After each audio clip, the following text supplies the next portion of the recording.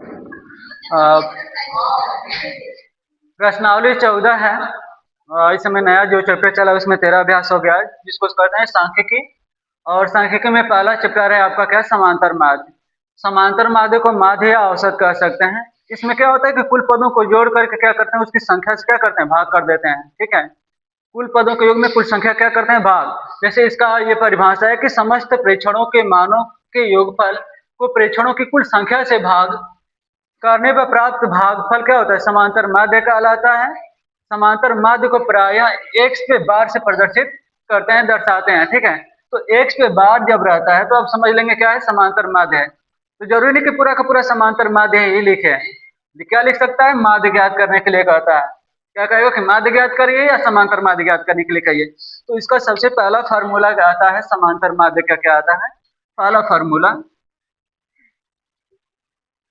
समांतर माध्य बराबर कुल पदों का योग, कुल पदों का योग बटे में कुल संख्या।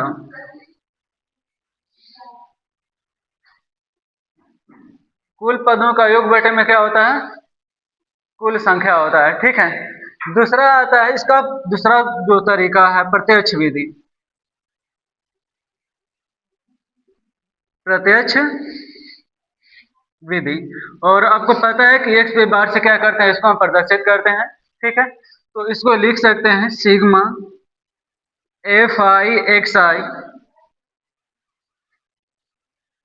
बटे में sigma F I.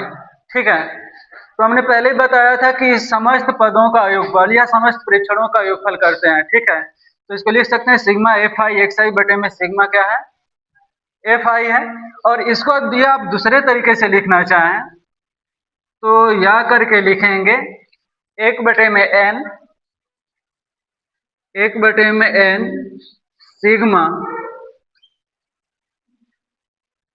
F I X I, इस तरीके से भी कर सकते हैं।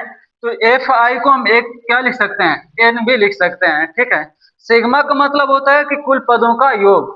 ठीक है, ये कौन सा विधि है, प्रत्यक्ष विधि है। अब उसके बाद आता है आपका कल्पित माध्य विधि। कौन सा विधि है, कल्पित माध्य विधि। थर्ड नंबर पे आ जाएगा कल्पित माध्य विधि। कल्पित माध्य विधि। अब कल्पित माध्य विधि में क्या होता है कि इसको हम लिख सकते हैं क्या, A plus sigma F I D I बटे में सिग्मा एफ आई।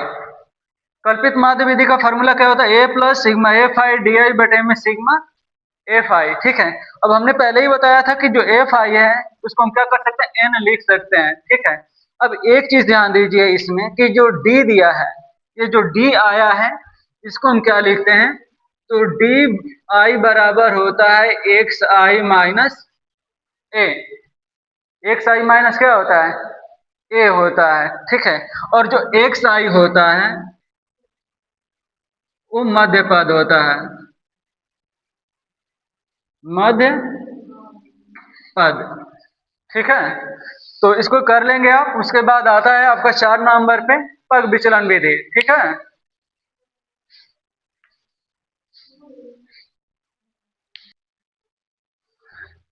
चार नंबर पे आपका आ रहा है पग विचलन विधि। पग विचलन विधि।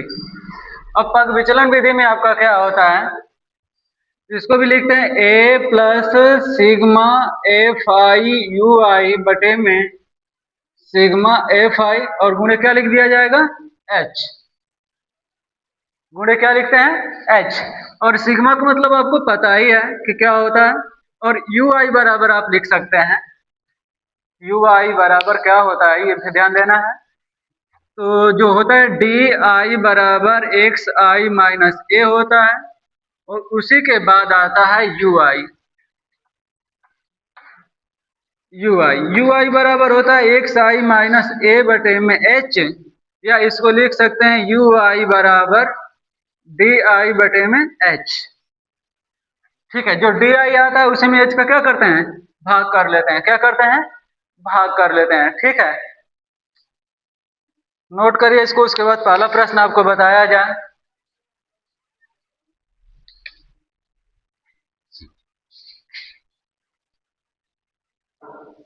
पहला प्रश्न है, करो एक निम्नलिखित सारणी का माध्य क्या होगा। तो माध्य कहेगा या समांतर माध्य कहेगा, दोनों का मतलब एक ही होता है। तो पहले देखो दो चीज देगा, वर्ग अंतराल बारंबारता।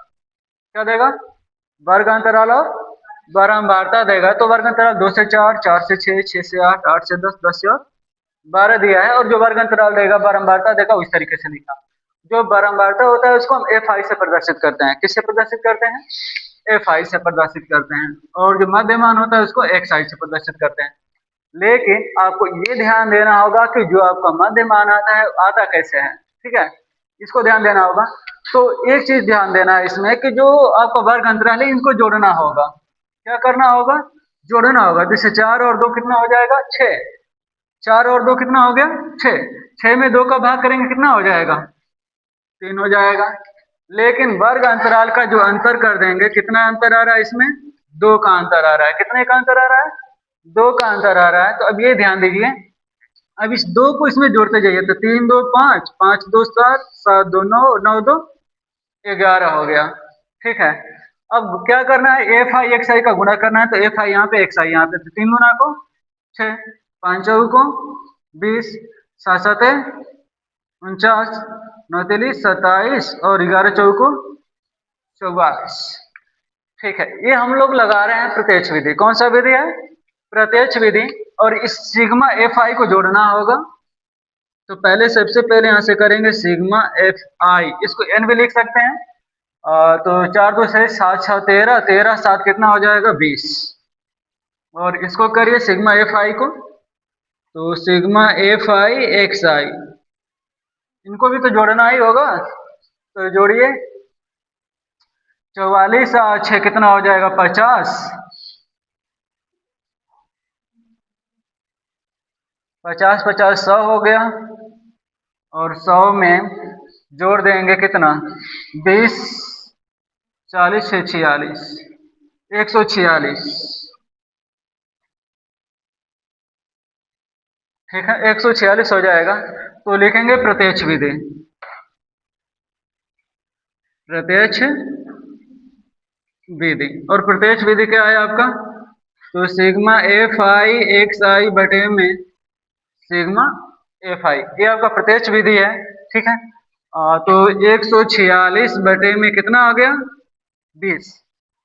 तो 2 से पहले कटाएंगे तो 2 7 14, 2 3 6 बटे में 10 हो जाएगा। एक अंक पे दशमलव लगा देंगे तो कितना हो जाएगा, 7.3 सेमी। क्या आ गया आपका, माध्य आ गया। और अब इसको हम लिखते हैं किस पे, एक्स पे बार करके, ऐसे बना करके लिख देते हैं। ठीक है, करिए इसको।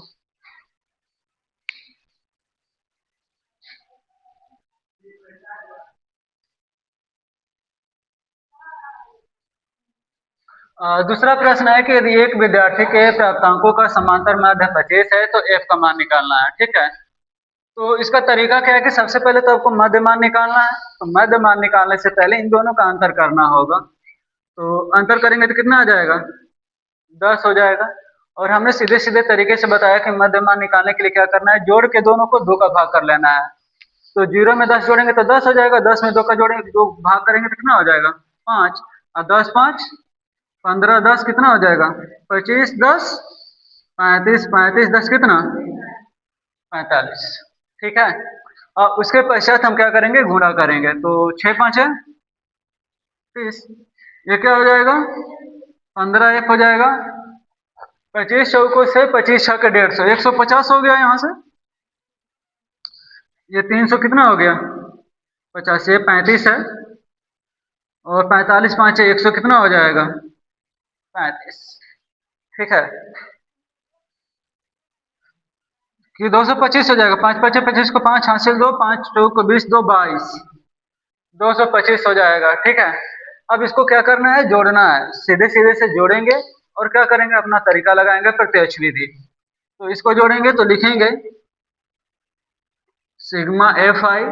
तो सबसे पहले एफ है तो एफ लिखेंगे प्लस 15 5 20 20 15 5 20 एक 21 और 6 कितना हो जाएगा 27।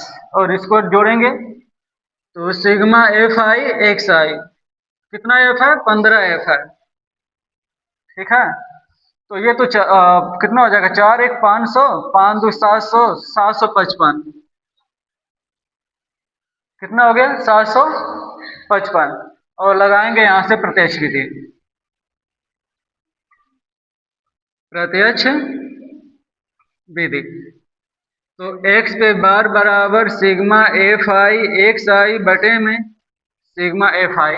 और चूंकि पहले से यहाँ से समांतर माध्य कितना दे दिया है 25 दे दिया है ना, तो ये माध्य यहाँ से लिखेंगे 25 प्लस 15 एफ प्लस कितना 755 755।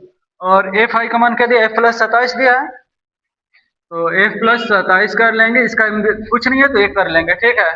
और तिर्यक गुणा करना होगा इसका इधर और इसका इधर, तो हो जाएगा 25 एफ प्लस 27 में 25 का गुणा करेंगे तो 27 गुणे 25, तो 7 5 5 7 35 को 5 हासिल 3 5 दूना को 10 3 13 7 दूना को 14 4 हासिल 1 2 दूना को 4 1 5 675 हो जाएगा। 6 7 5 बराबर 15 एफ प्लस 755। अंक को इधर लेकर जाना है और एफ वाले को एक तरफ लेकर जाना है, ठीक है। तो ये देखिए प्लस है तो इधर आएगा तो माइनस, तो 25 एफ माइनस 15 एफ बराबर 755 माइनस 675, ठीक है। तो ये बचेगा 10 एफ और ये 0 हो जाएगा, 15 में से 8 जाएगा 7 जाएगा तो क्या बचेगा 8, 0 से 0 कैंसिल हो गया, तो एफ बराबर कितना हो जाएगा 8। एफ का मान कितना आ गया 8। तो कभी भी ये ध्यान दीजिए कि जो समांतर माध्य यहाँ पे लिखा है वो एक्स का मान है यहाँ पे, ठीक है ना।